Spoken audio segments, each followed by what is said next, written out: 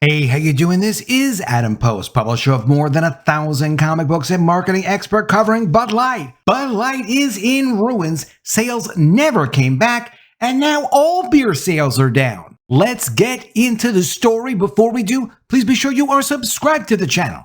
Click the bell for notifications.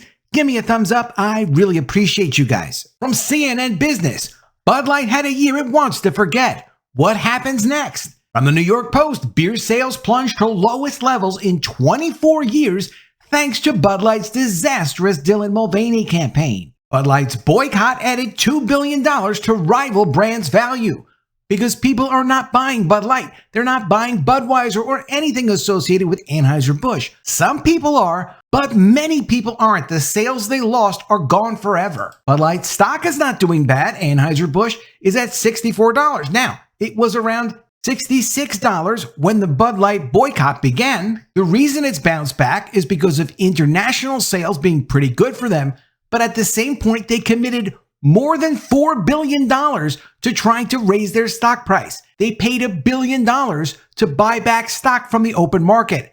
They spent hundreds of millions of dollars paying beer distributors for incentives and freight and other shared expenses to help cover the loss of the Bud Light and Anheuser-Busch brand sales. They also committed $3 billion to buy back debt the company had to improve their balance sheet to show they have more assets. They've also agreed to spend at least $100 million a year with the UFC in that single sponsorship deal to try to make Bud Light seem manly again. But it's not going to work because they rebranded the beer. From the Washington Times, Bud Light's sorry, queer beer tag is here to stay. They nailed it. This was from a few months ago. They're absolutely right. The Bud Light people, with their support of the Dylan Mulvaney promotion and their lack of response when it took off on social media and news media, people were covering it everywhere, caused the Bud Light brand to forever be rebranded. They could give the UFC $1 trillion. It's never going to change it. And why did the UFC do the deal? The UFC did the deal because Anheuser-Busch can help promote the UFC in multiple countries, including China, Africa, and South America.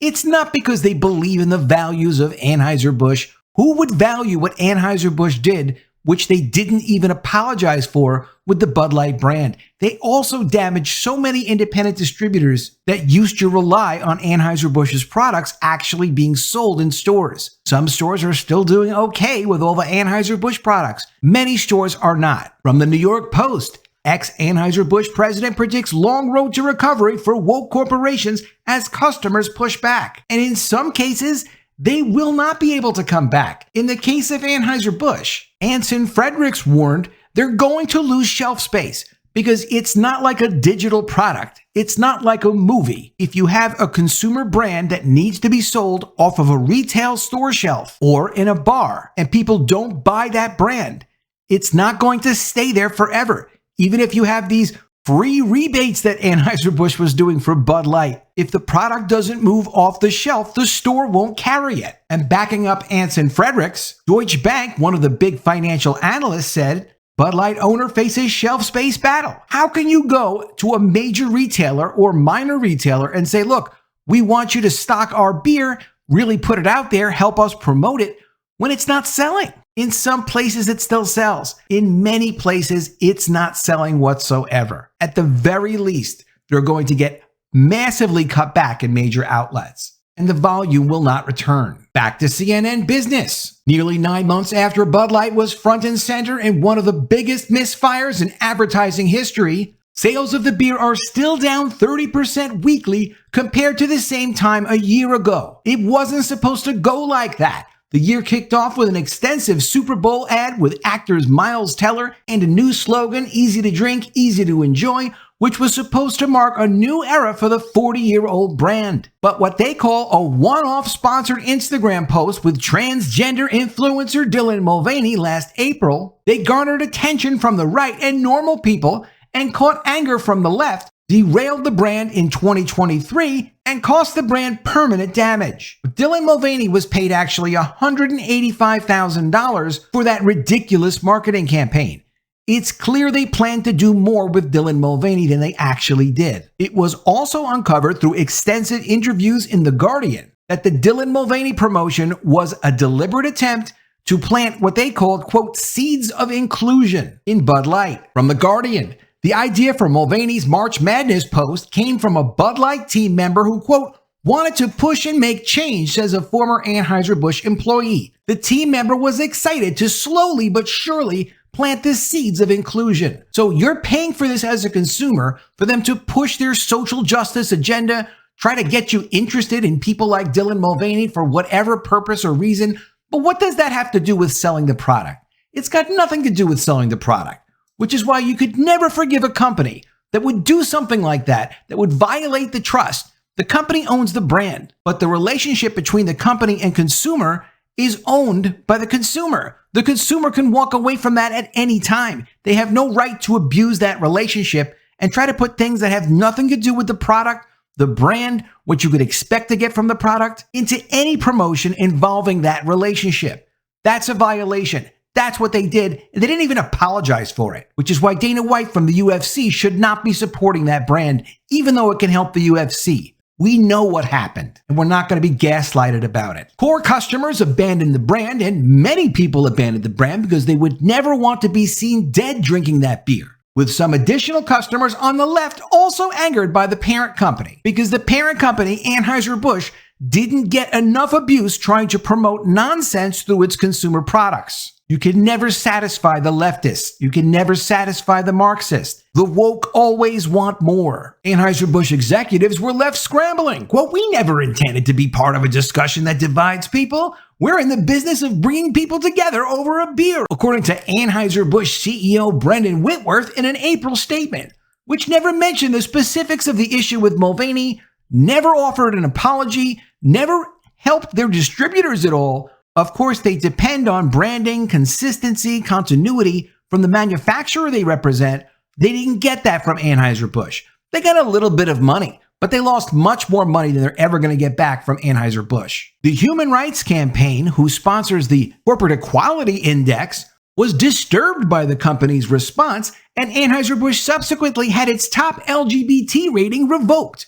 Quote, when we saw the company working with Dylan, that was a good sign. It was a sign of inclusion. Jay Brown, Senior Vice President of Promotions, Research, and Training at HRC, told CNN. What we were really disturbed by was the company's reaction once the backlash started happening. Soon after Whitworth's statement was released, the company said that the two marketing vice presidents had taken leaves of absence, Alyssa Heinerschied and her boss. In June, they announced they were ready to put the whole matter behind them. But that turned out to be just the beginning of a broader shakeup in their U.S. operations. Since then, Anheuser-Busch announced about 400 layoffs in July in its corporate staff, and in November said its U.S. chief marketing officer was also leaving the company. But their sales are still down by 30%. They have around 19,000 employees. So how are they going to lose volume of 30% of Bud Light, 25% of Budweiser, and some percentages, not as bad, but some percentages of their other major brands, and still keep 19,000 people working?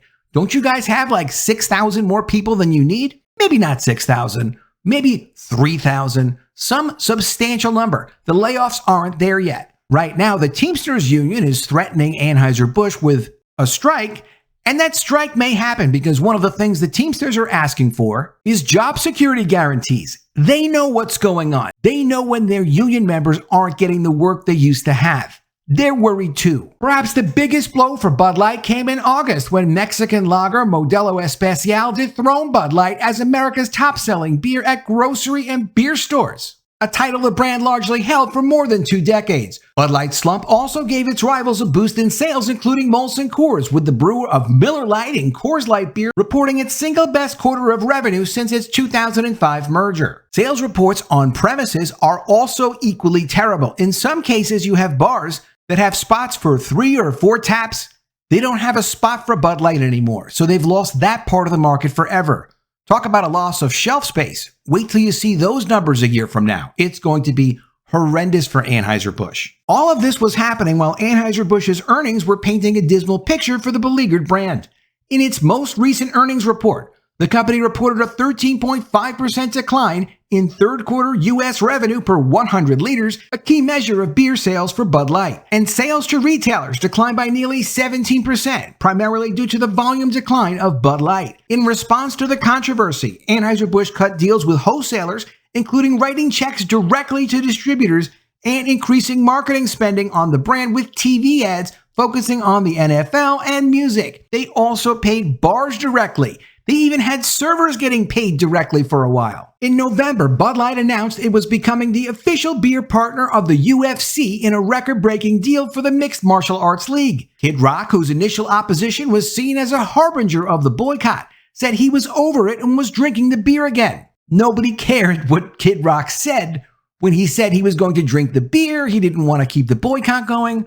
I didn't even care enough to do a video about it because literally nobody cares. Still, with weekly sales down and showing no signs of recovery, even some industry observers are surprised that Bud Light is still in this position. Quote, "We're all susceptible to attention spans that can quickly shift from one thing to the next, which is why I didn't think Bud Light's losses would be as severe or sustained as they've been," according to Brian Roth, an analyst for Feels Good Company and editor of the alcoholic beverage newsletter Sightness Plus, told CNN. He added that the brand's losses have stayed roughly the same since mid-May, so it's clear that consumers simply moved away from Bud Light as it became more of a hot-button issue in pop culture and politics. People will not deal with the reassociation from Bud Light from something everybody could drink and nobody would judge you based on, to Bud Light being the beer that, yes, if you like to jump into a bathtub with Dylan Mulvaney, then it's for you. If not, you shouldn't drink it because that's what people think when they see you drink it. Not everywhere, just in about 95% of the United States. The sustained losses aren't a surprise to Bump Williams, president and CEO of Bump Williams Consulting, who told CNN that Bud Light's distributors still feel insulted, slighted, and minimized by corporate's lack of apology and insensitive comments about how little Bud Light's volume has had on their global business and volume trends, because Anheuser-Busch has made many public statements because they're trying to defend their stock, they're trying to defend their business. They're telling investors, hey, look, yes, we lost a lot of business from our Bud Light brand. We hope to get it back. We're going to spend money to try to do that. But really, it doesn't affect us that much because we have a lot of international operations. So whatever happens in the United States, sure, it's important, but it's not really going to hurt the business long term. The distributors who are focused on the business in the United States, the independent guys who try to make their money selling Anheuser-Busch's products, are insulted.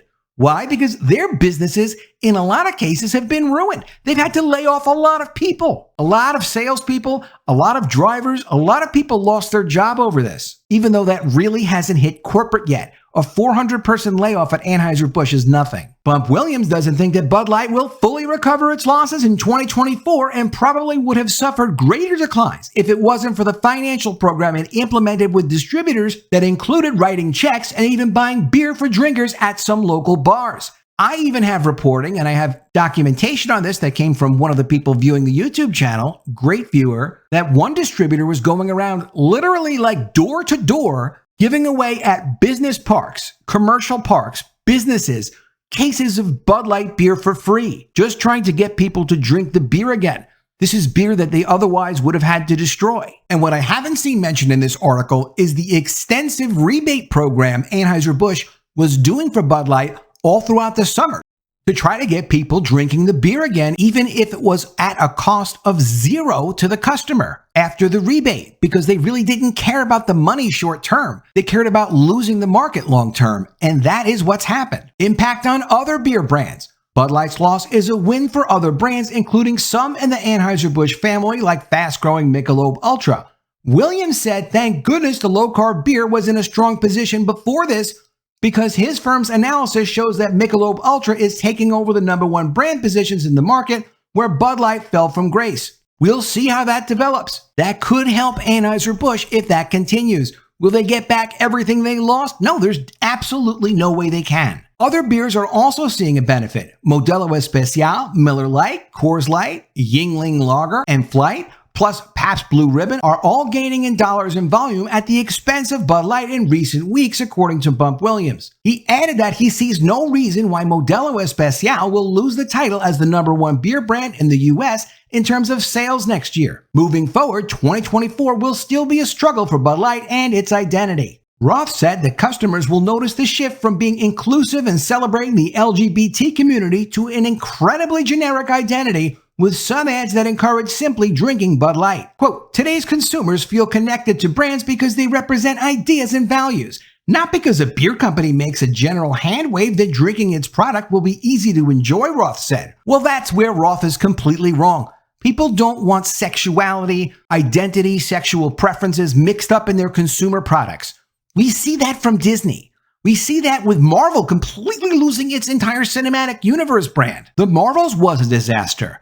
Many Disney movies were a disaster. They can't even make a Star Wars movie over at Disney anymore because they've damaged the brand so much trying to push identity mixed in with the brand. Businesses already know this. They get outside pressures from social groups like the HRC, like Larry Fink's BlackRock, like politicians that are trying to push an agenda, but it's not what consumers want. How many more examples would you have to see of a business ruining itself to see it's not what people want and it's not what they're going to pay for? Let me know what you think in the comments below. Always love to see your ideas. Please be sure you are subscribed to the channel. Click the bell for notifications. Give me a thumbs up and I'll see you again soon with another video. And if I don't see you, I will miss you.